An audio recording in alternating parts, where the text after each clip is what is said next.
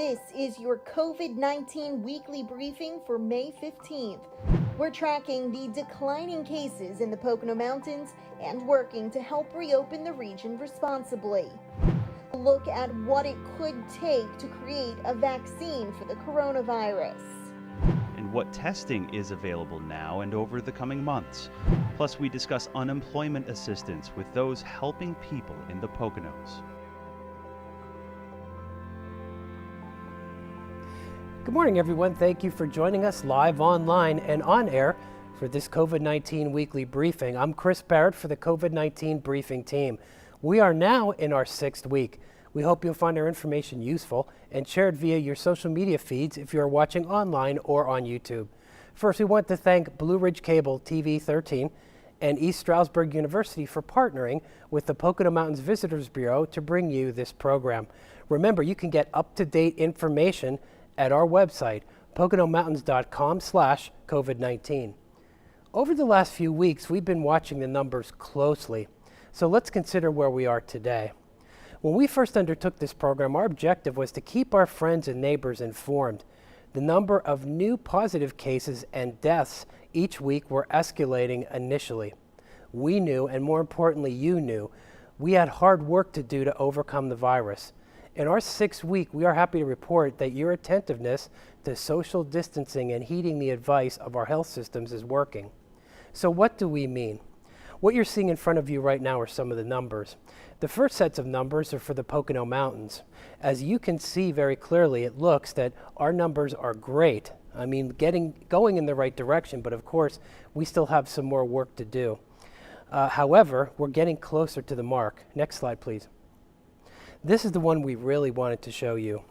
This predictive model shows that the Pocono Mountains, being the 4 counties of Carbon, Monroe, Wayne, and Pike, could be at the 50 new case level on a 14-day average by the week of 5/19.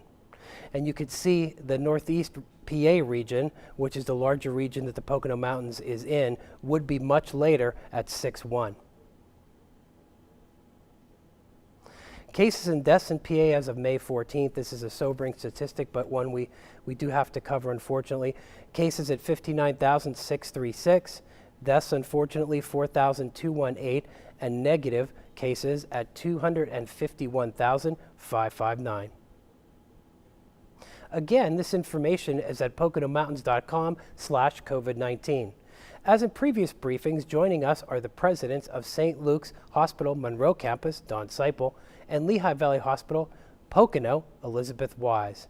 Elizabeth, always great to see you. Yeah, thank you, Chris.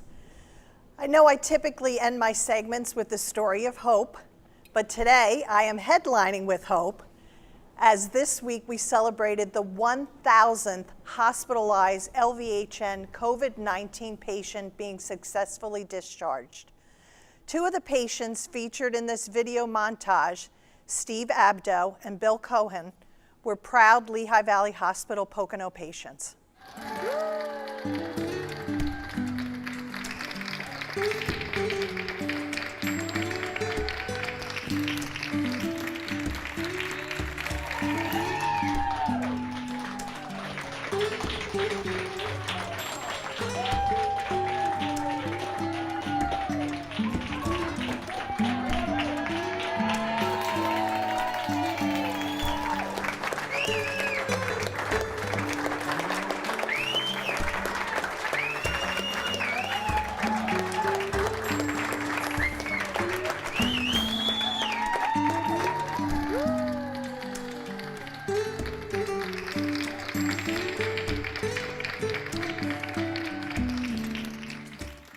These patients and to the incredible, selfless, fearless Lehigh Valley Health Network staff who helped make their recovery a reality.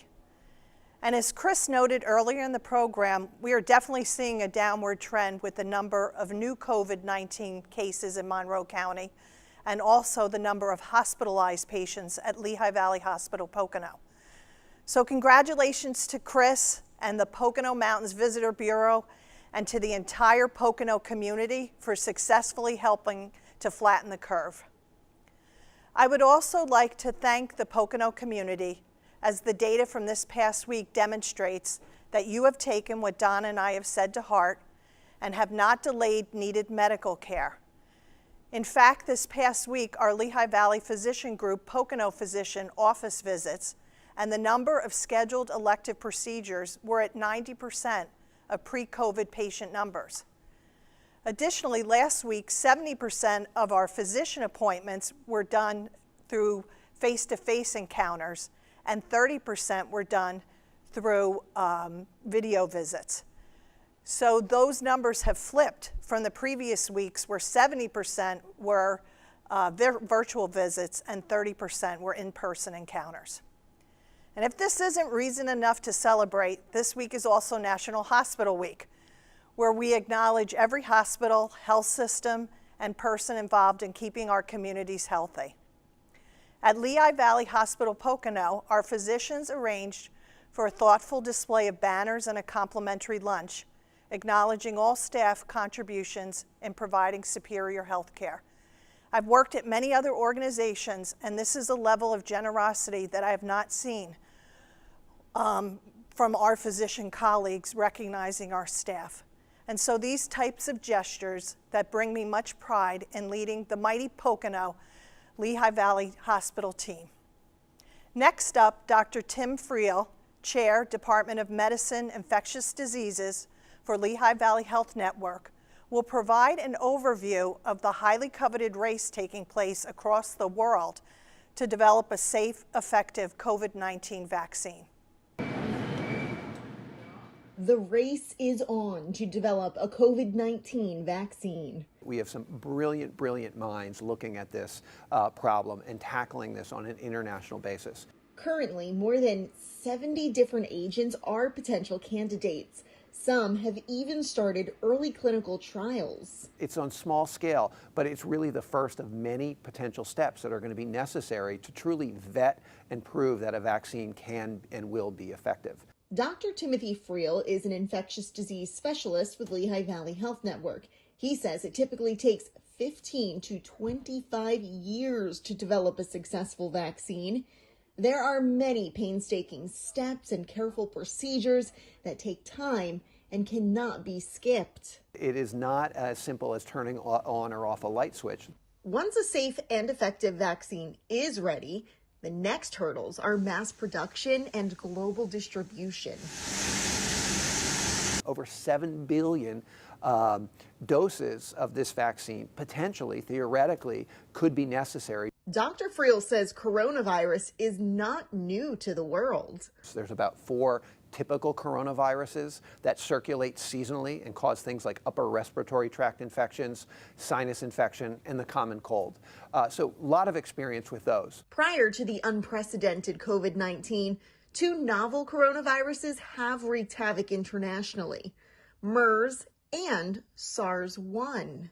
So I think it was during that epidemic that we recognized and gained great respect for the potential devastation that this new type of virus could cause. But in 2003, doctors were puzzled when the SARS-1 outbreak just faded away after a few months.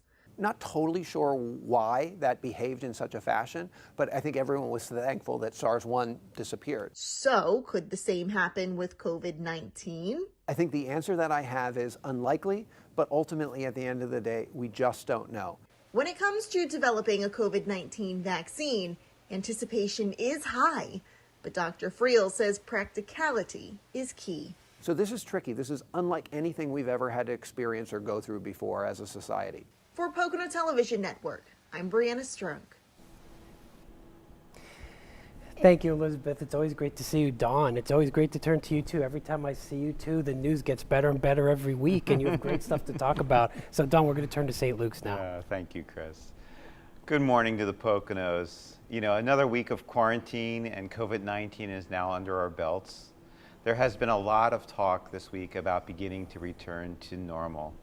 I understand the angst and frustration.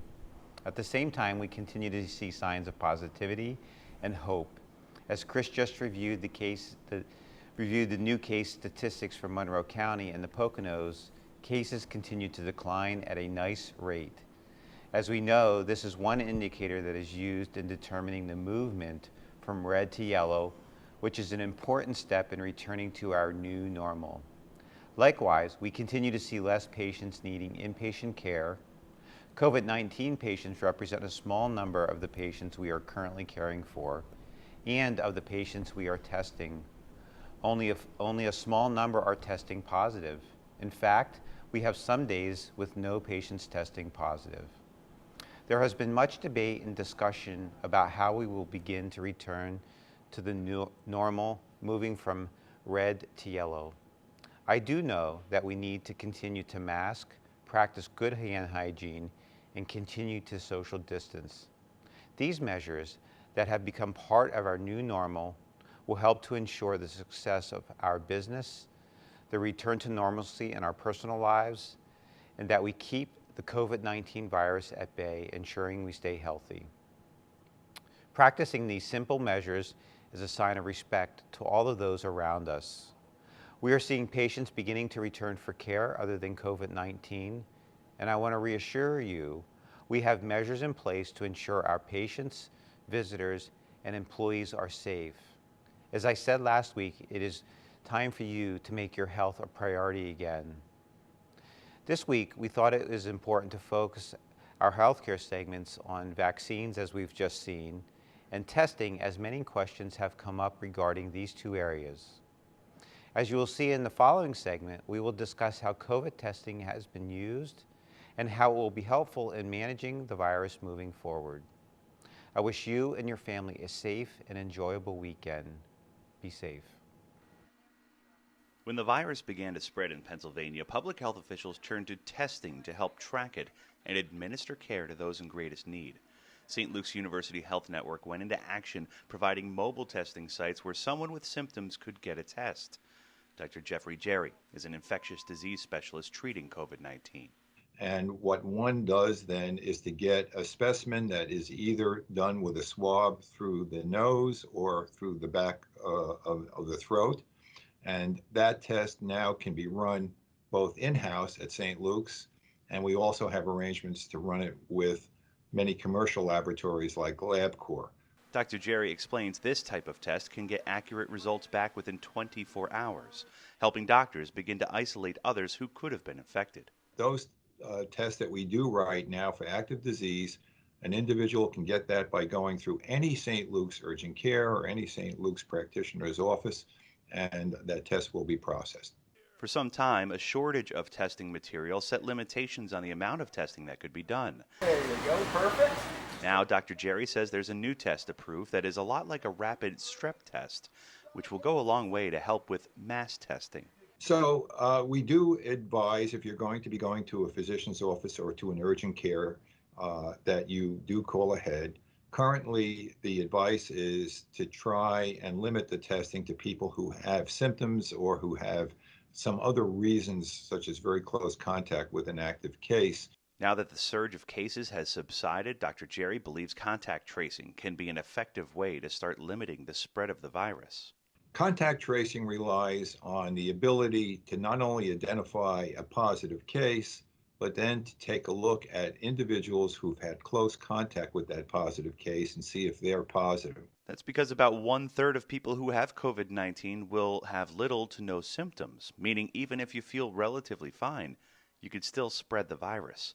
If doctors and nurses at St. Luke's can identify someone with the virus through testing, the patient can quarantine for little more than a week, and that's a big way to help prevent it from spreading. One more kind of test is available, an antibody test, which determines if you had COVID-19 already by testing for the antibodies that fight the infection. If you are in need of a test, call ahead to 1-866-ST. Luke's. Jim Hamill for the Pocono Television Network. I want to again thank Dawn, and I also want to thank Elizabeth as we, are heeding their advice as we move forward here. As we go from yellow to green, of course, their advice will be critical as we navigate that. And again, thank you. We'll be joined by some panelists with information on state unemployment, which is another issue we'll have to discuss. But first, we'd like to share an update on a new program introduced by the Pocono Mountains Visitors Bureau, the Pocono Promise. The Pocono Promise is our pledge as a region and each individual business to abide by public health guidelines established by the CDC as well as the PA Department of Health. Owners, thank you, or managers of any business throughout our region can go to PoconoMountains.com/Pocono Promise and adopt these guidelines and protocols. The guidelines and the promise apply to everything from restaurants and hotels to professional offices and barbershops. The Pocono Promise is designed to help the public and each business's employees to know the right steps are being taken to keep them safe and healthy. We have had dozens sign the Pocono Promise already and hope hundreds, if not thousands more, will do so as we get ready to reopen the Poconos for business again very safely. We will have more on the Pocono Promise coming out Monday with a virtual signing ceremony and some additional information, and we hope that you can join us. Right now, we're welcoming Mackenzie Strunk and Kristine Bush. Both represent state lawmakers in our area. Mackenzie for Representative Rosemary Brown and Kristine for Senator Mario Scavello. Thanks for joining us. Thank you, I Chris. know you both have been extremely busy answering phones around the clock and trying to help people facing unemployment. So for me, and for the first time, I think a lot of people need to know who's answering those phones and helping everyone.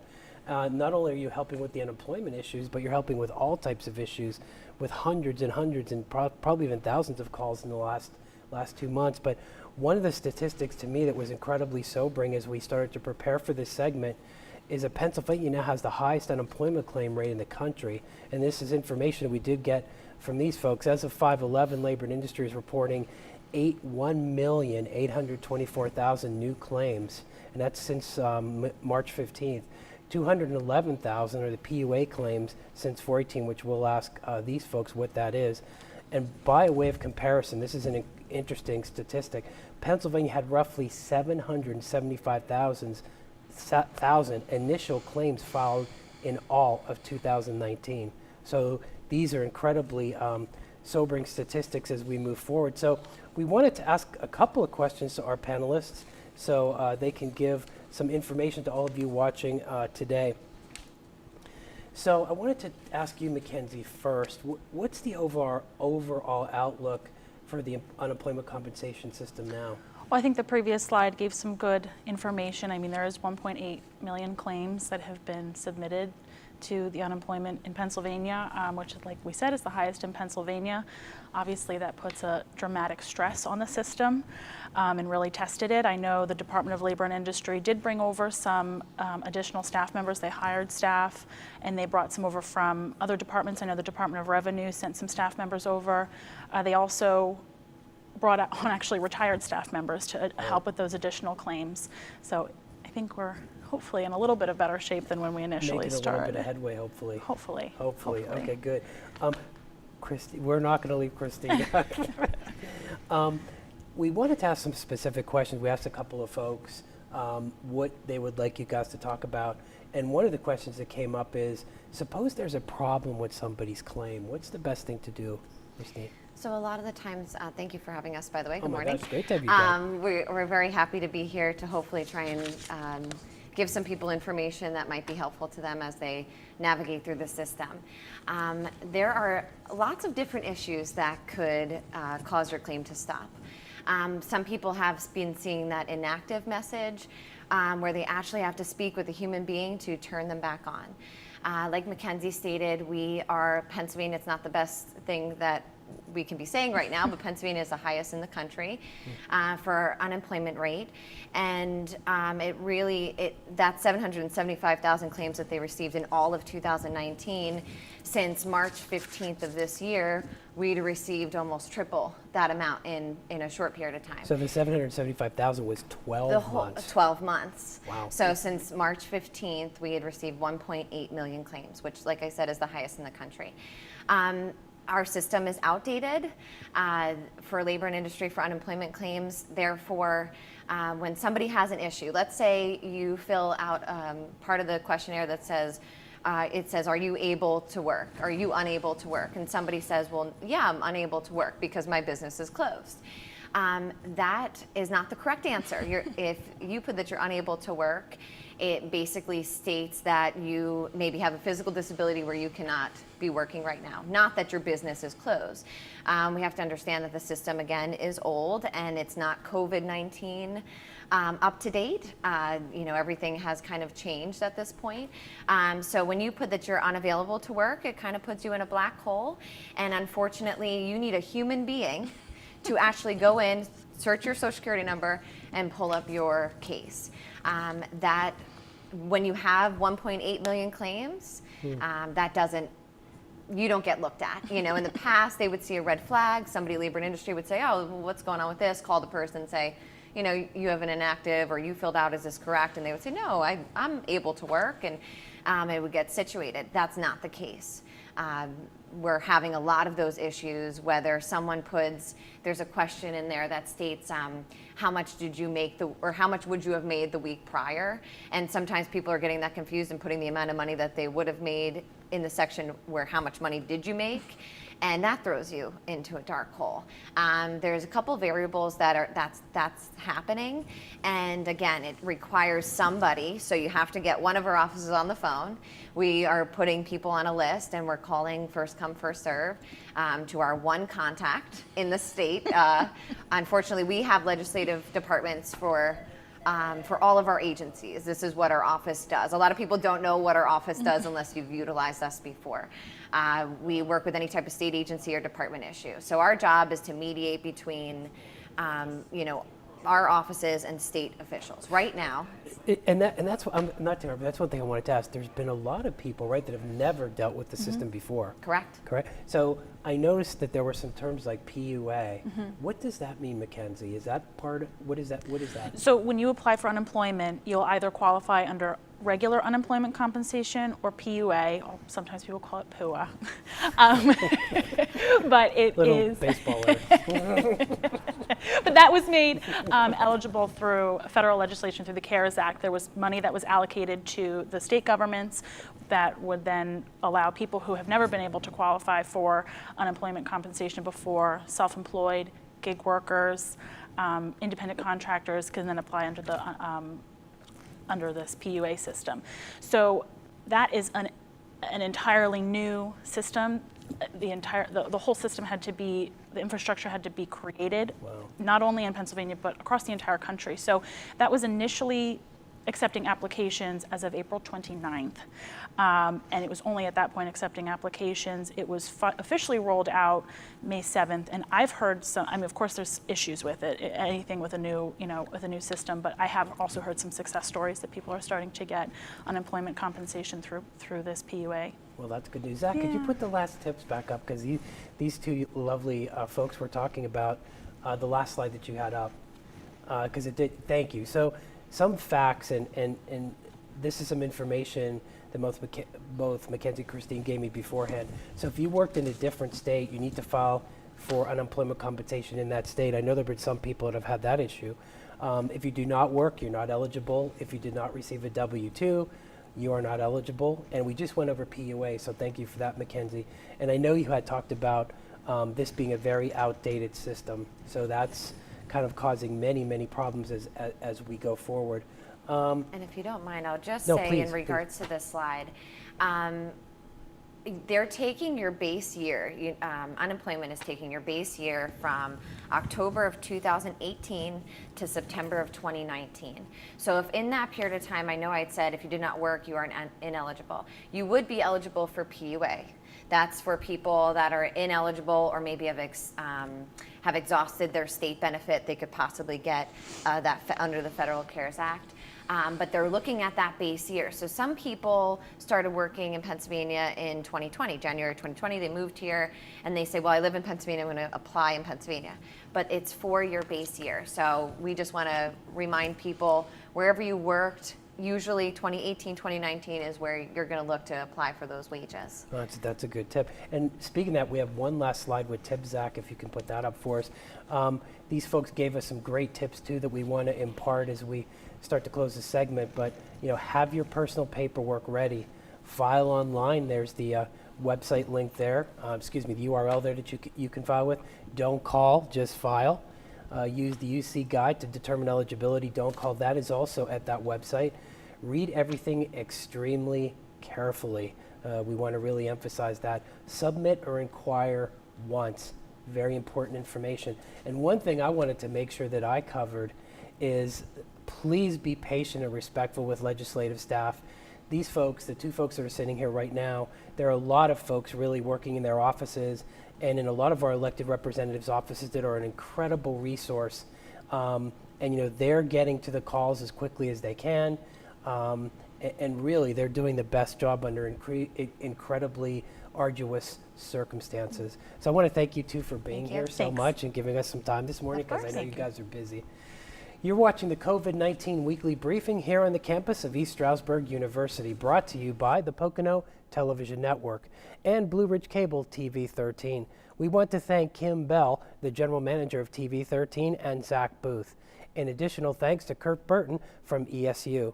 You can also watch this live streaming on YouTube and afterward on PoconoMountains.com/COVID-19. We'll be back next week with new guests and critical updates for you.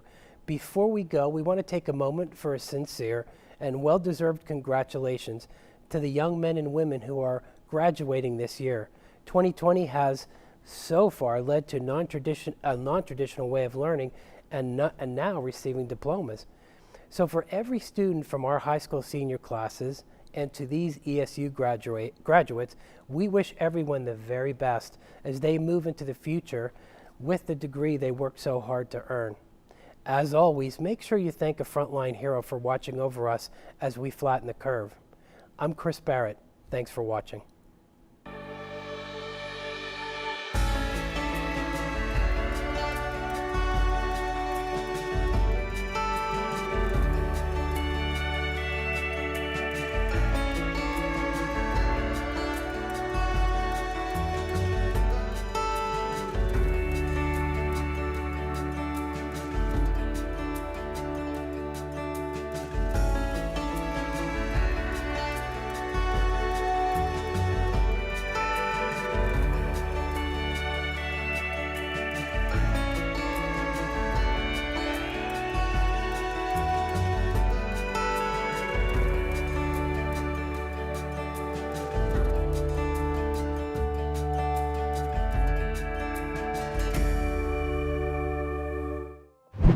Do your part by being informed. Visit PoconoMountains.com/COVID-19.